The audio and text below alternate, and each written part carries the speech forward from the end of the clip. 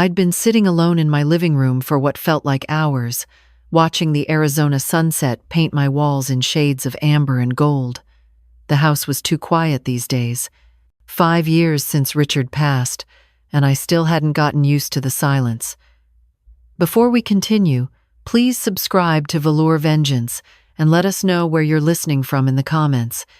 I glanced at my phone. 7:30. I was supposed to be at Victoria's house by 8 for my grandson's birthday party. My daughter had been calling all week, insisting I come early, saying little Mason missed his grandmother. I smiled at the thought of his gap-toothed grin, then frowned. Victoria never used to care much about family gatherings, not unless she needed something. The last time she'd called with such enthusiasm was 3 months ago, when she'd asked to borrow $50,000, said she and David had a once-in-a-lifetime investment opportunity. I'd said no. I'd learned that lesson the hard way when I'd lent them $30,000 2 years prior. Never saw a cent of it back. I pushed myself up from the couch, my knees protesting slightly. 68 years old, and I felt every day of it lately. I grabbed my purse and keys, checked my reflection in the hallway mirror one last time, and headed to the garage. The moment I turned the key in my Camry's ignition, I knew something was wrong. The engine started, but there was a sound. A hissing, sputtering noise that definitely hadn't been there yesterday when I'd driven to the grocery store. I sat there for a moment, debating. I could still make it to Victoria's on time if I left now. It was only a 20-minute drive. But Richard's voice echoed in my mind. "Margaret," he used to say, "never ignore what a car is trying to tell you." I turned off the engine and called Victoria. "Honey, I'm going to be a little late. The car's making a strange noise." There was a pause. "What kind of noise?" "I don't know." Hissing. "I'm going to have it looked at." "Mom, it's probably nothing. Just drive over. David can look at it when you get here." Her voice had an edge to it. Impatience. Maybe even urgency. David's a structural engineer, not a mechanic. He worked on cars in college. "Come on, Mom. Mason's been asking for you all day." Something in her tone made me uncomfortable. "I'll be there as soon as I can," I said, and ended the call. I found Maria's auto repair on my phone. They were only 2 miles away, and according to their website, they were open until 9. I called, explained the situation, and 20 minutes later, a tow truck was backing into my driveway. The driver, a young man named Carlos, gave me a ride to the shop. Maria herself was waiting when we arrived, a woman in her 40s with kind eyes and grease-stained hands. She'd been recommended to me by my neighbor 6 months ago, and I'd been coming here ever since. "Let's take a look," she said, gesturing for Carlos to pull my car into the bay. I stood off to the side, checking my phone. 3 missed calls from Victoria, 2 texts. "Where are you? Mason's asking for you." "Mom, seriously, just come over." I was about to respond when Maria called out, "Mrs. Chen, can you come here?" I walked over to where she stood beneath my raised car, a flashlight in her hand. Her face had gone pale. "What is it?" She looked at me, then back at the car, then at me again. "Mrs. Chen, I need you to listen to me very carefully. You cannot drive this car. Do you understand?" My heart began to pound. "What's wrong with it?" She pointed the flashlight beam at something underneath. "Someone cut your fuel line. Not all the way through, just enough that it would start leaking after you'd been driving for a while. The hissing you heard? That was gasoline dripping onto your hot engine." I felt the floor tilt beneath me. "What are you saying?" "I'm saying that if you'd driven this car for another 10 or 15 minutes, especially at highway speeds, you could have had a catastrophic fire. Maybe an explosion." She looked me dead in the eyes. "Someone tried to kill you." I reached out to steady myself against the workbench. My phone buzzed. Victoria again. "Mom, where are you? This is ridiculous." Maria saw my expression. "Are you okay? Should I call the police?" I need a minute." My mind was racing. Who would do this? Why? And then the pieces started falling into place. Victoria's urgent calls, her insistence that I drive over. David, who'd worked as a mechanic in college before becoming an engineer. David, who Victoria had told me was home alone today, preparing the house for the party. Mrs. Chen? Maria's voice seemed to come from far away. How long would it have taken, I heard myself ask, to cut the line like that? 10 minutes, maybe less, if someone knew what they were doing. I thought about yesterday.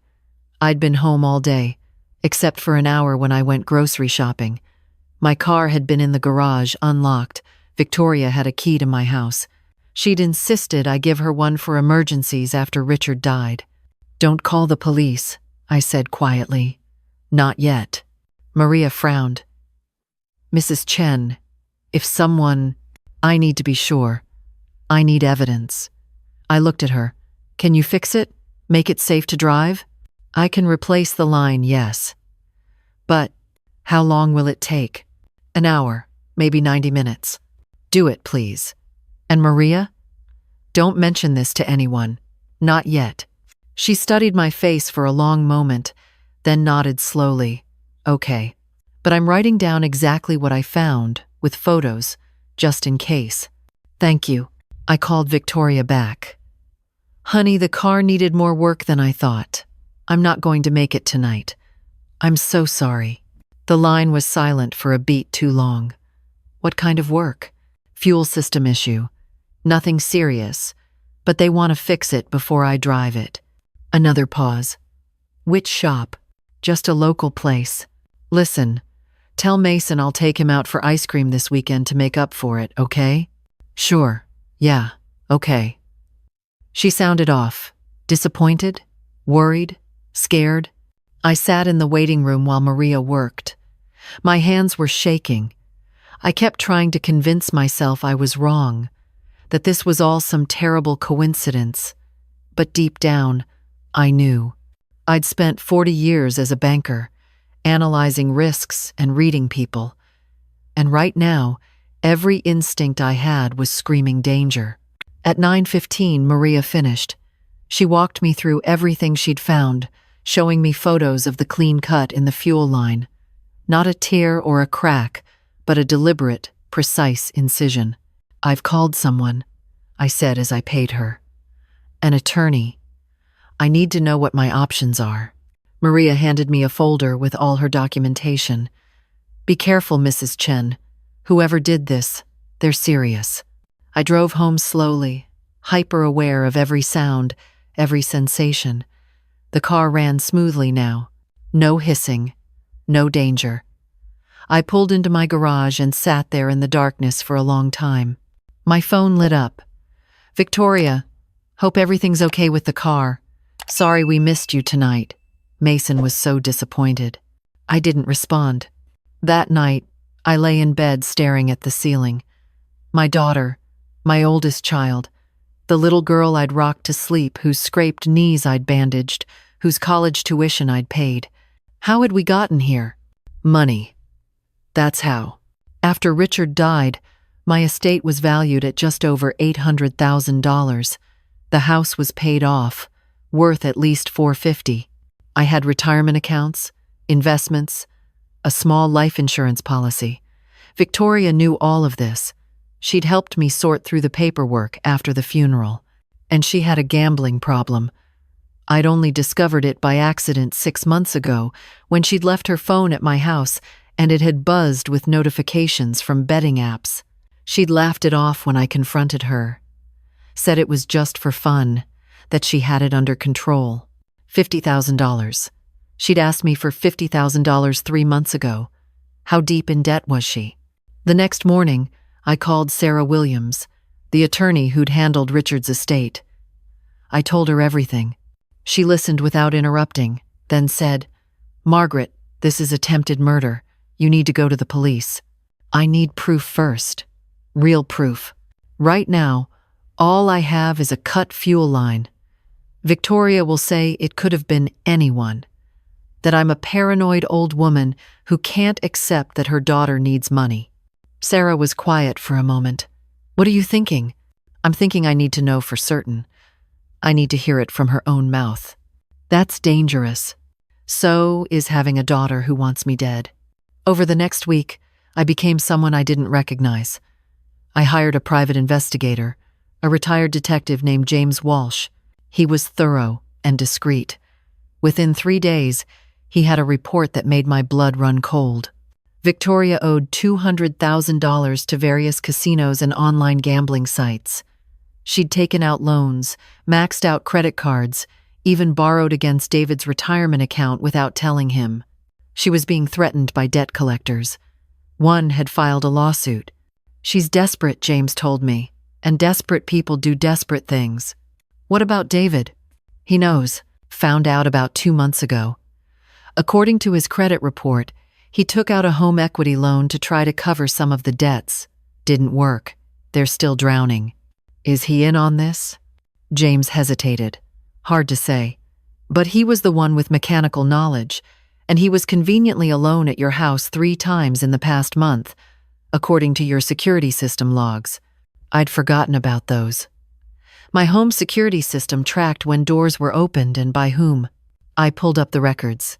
Sure enough, David had been to my house on September 3rd, September 17th, and September 24th. Each time when I was out. Each time, Victoria had texted me first, asking where I was. The most recent visit was October 1st, the day before my car started making that noise. I felt sick. "There's something else," James said. "Your other daughter, Lily. She's been asking questions. Called me, actually, before I even took your case. Said she was worried about you. That Victoria had been acting strange." Lily, my youngest. She lived in Seattle, working as a pediatric nurse. We spoke every Sunday. She'd always been the sensitive one, the one who noticed when something was off. What did she say? That Victoria had asked her for money too. 20,000. Said it was for Mason's private school. Lily almost sent it, but then she called the school to ask about payment plans. They told her Mason's tuition was already paid in full for the year. Victoria lied to her own sister. Yes. Lily's been worried that Victoria might do something drastic. She didn't know what, but she felt it. That's why she reached out to me. I called Lily that night. "Sweetheart, I need you to trust me. Can you fly home this weekend?" "Mom, what's wrong? You sound strange." "I'll explain when you get here. But Lily, I need you to not tell your sister. Can you do that? You're scaring me." "I know. I'm sorry. But please. This is important." She arrived Friday evening. I picked her up from the airport, and as soon as she got in the car, she started crying. "Mom, what's happening? Tell me Victoria didn't—" "She tried to kill me, honey." I told her everything. Showed her the photos from Maria, the investigator's report, the security logs. Lily sat there, tears streaming down her face, shaking her head. I knew something was wrong. I knew it. But I never thought she'd. She looked at me. "What are we going to do?" "We're going to get proof. And then we're going to make sure she can't hurt anyone ever again." With Lily's help, we set everything up. James knew a tech specialist who could install hidden cameras. We put one in a decorative plant on my kitchen table, another in a picture frame on my bookshelf. Audio activated, high definition, connected to cloud storage. Then I called Victoria. "Honey, I'm sorry I missed Mason's party. Why don't you and David come over for dinner tomorrow? I'll make pot roast, your favorite." "Really?" She sounded surprised. "Pleased. David and I would love that." "Wonderful. 7 o'clock? We'll be there." Saturday felt like the longest day of my life. Lily stayed with me, helping me cook, neither of us saying much. We were both terrified. At 6:30, James called. "I'm parked down the street. If anything feels wrong, you say the code word we discussed, and I'm coming in." "Thank you." At 7 sharp, the doorbell rang. I took a deep breath and opened the door. "Mom!" Victoria hugged me tight. Too tight. "It's so good to see you. We've missed you." David stood behind her, looking uncomfortable. "Mrs. Chen, thanks for having us." We sat down to dinner. I served pot roast and mashed potatoes, poured wine, made small talk about Mason's party, about Lily's flight delays getting home, our cover story for why she was here. The whole time, my heart was pounding so hard, I thought they could hear it. After dinner, we moved to the living room. Victoria kept glancing at David. He wouldn't meet her eyes. "Mom," Victoria said finally, "there's something we need to talk to you about." "Oh?" "We're in some financial trouble. Serious trouble. And we need your help." I kept my face neutral. "What kind of trouble?" She launched into a story about bad investments, unexpected medical bills, David's company downsizing. All lies. I could see it in her eyes. "How much do you need?" $200,000. I let out a low whistle. "That's a lot of money, Victoria." "We know. But Mom, we're desperate. If we don't pay this back soon, we could lose everything. Our house, our cars. They're threatening to garnish David's wages." "Who's threatening?" "Creditors. Collection agencies." "For what?" She glanced at David again. He cleared his throat. "Bad investments, like Victoria said." "You mean gambling debts?" Victoria's face went white. "What?" "I know about the casinos, Victoria. The online betting. All of it. Mom, I know you owe $200,000. I know you lied to Lily about Mason's tuition. I know you've been desperate." I paused. "I know what you did to my car." The room went absolutely silent. David stood up abruptly. "I think we should go." "Sit down, David." Something in my voice made him freeze. Victoria's hands were shaking. "I don't know what you're talking about." "Don't you? The cut fuel line? The one that would have caused my car to catch fire on the highway? The one that would have killed me, made it look like a tragic accident, and left you and Lily as the beneficiaries of my estate?" "Mom, you're being paranoid." "Am I? Then explain why David was at my house 3 times last month when I wasn't home. Explain why you kept insisting I drive to your house the night my mechanic found the damage. Explain why you needed to know which repair shop I went to." Victoria's face crumpled. She started to cry. "Mom, please. We didn't have a choice. We're going to lose everything. So you decided to murder me? It wasn't supposed to be like this." She was sobbing now. "You don't understand how bad it is. They're going to take our house, Mason's school, everything we've worked for. You didn't work for any of it. You gambled it away." I stood up, my whole body shaking with rage. "I'm your mother. I gave you life. I raised you, I loved you. And you tried to kill me for money." David finally spoke. "We weren't going to go through with it." "Shut up, David," Victoria snapped. "No, I mean it. We were just thinking about it, planning it. We weren't actually going to do it." I laughed bitterly. "Is that why you cut my fuel line? Because you weren't actually going to do it?" He looked at the floor.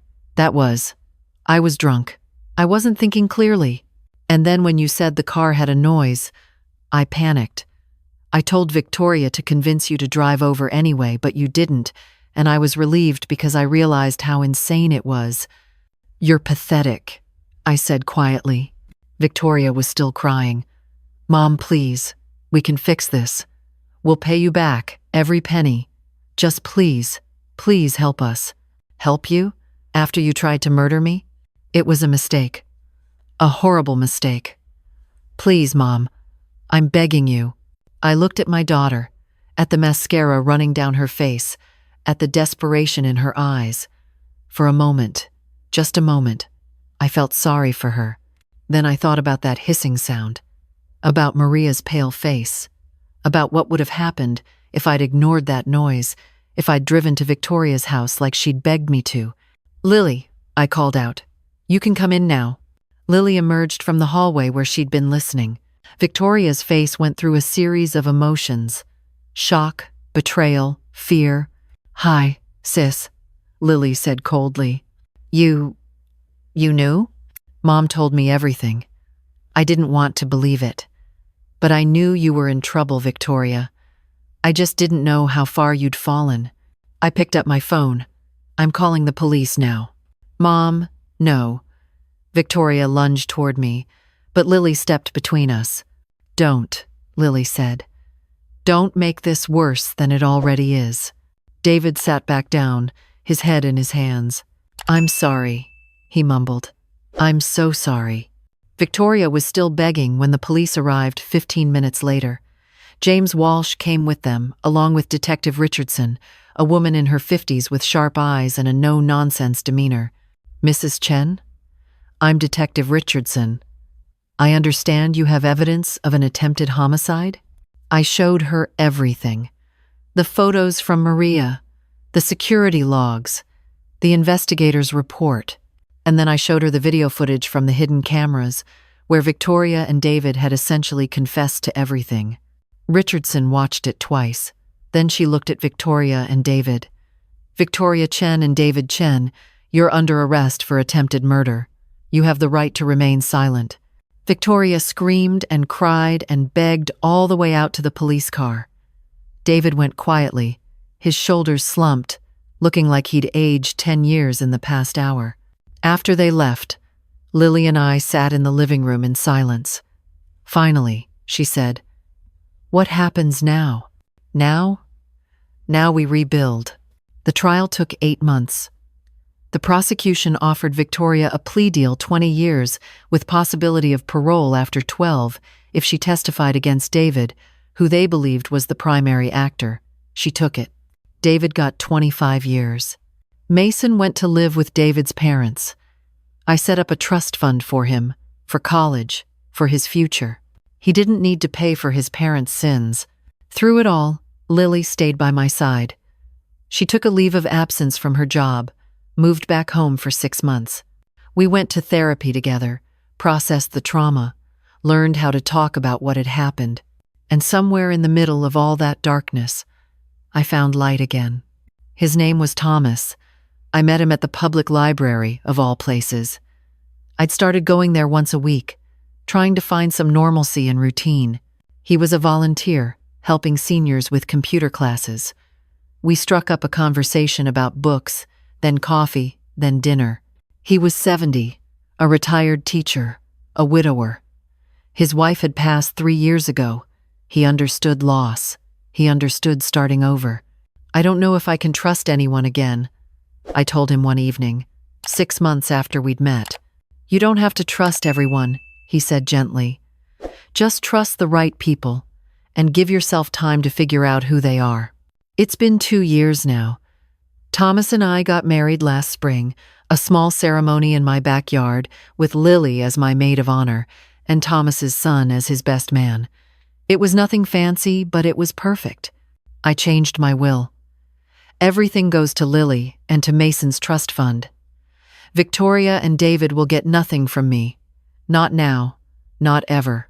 I still think about that night sometimes, about the hissing sound, about how close I came to dying, about how the people we trust the most can sometimes be the most dangerous. But I also think about Maria's kindness, about James's thoroughness, about Lily's fierce love and loyalty, about Thomas's gentle patience. Life gives you second chances sometimes. Not always, but sometimes. And when it does, you have to be brave enough to take them. Last week, I visited Victoria in prison. It was the first time I'd seen her since the trial. She looked older, tired. The desperation in her eyes had been replaced by something else. Regret, maybe, or just resignation. "Why did you come?" she asked. "I don't know," I said honestly. "Maybe to see if I still feel something. Anger, sadness, love, anything." "And do you?" "I thought about it. I feel sorry for you. Sorry that you lost yourself so completely that you were willing to do what you did. But I don't forgive you. I don't know if I ever will." She nodded slowly. "I don't expect you to. Lily's getting married next year," I told her. "To a wonderful man, a teacher. They're going to have a beautiful life together." Victoria's eyes filled with tears. "That's good. She deserves it." "Yes, she does. And you? Are you happy?" I smiled. Yes, I am. She looked away. I'm glad. I stood up to leave. At the door, I turned back. Victoria, that little girl I raised, the one who used to pick dandelions for me and call them flowers, she's still in there somewhere. I hope you find her again. I walked out of that prison and into the sunshine where Thomas was waiting. He took my hand, and we drove home together, to the life we'd built, to the peace we'd found. Some days are harder than others. Some days I wake up angry. Some days I cry for the daughter I lost, for the relationship that died along with her greed. But most days, I wake up grateful. Grateful for Lily, grateful for Thomas, grateful for that hissing noise that saved my life, grateful for the chance to start over, to find joy again, to trust again. Because in the end, that's what life is. A series of chances. Some we take, some we miss, and some save us when we least expect it. And the greatest gift we can give ourselves is the courage to keep taking them, even after we've been hurt, even after we've been betrayed, even after we've learned that sometimes the danger doesn't come from strangers in the dark. Sometimes it comes from the people who are supposed to love us most. But that's not where the story ends. It ends with me, at 70, married to a kind man, surrounded by people who truly love me, living in a home filled with laughter instead of fear. It ends with second chances and new beginnings, and the wisdom that comes from surviving what should have killed you. It ends with hope, and that, I think, is the best revenge of all.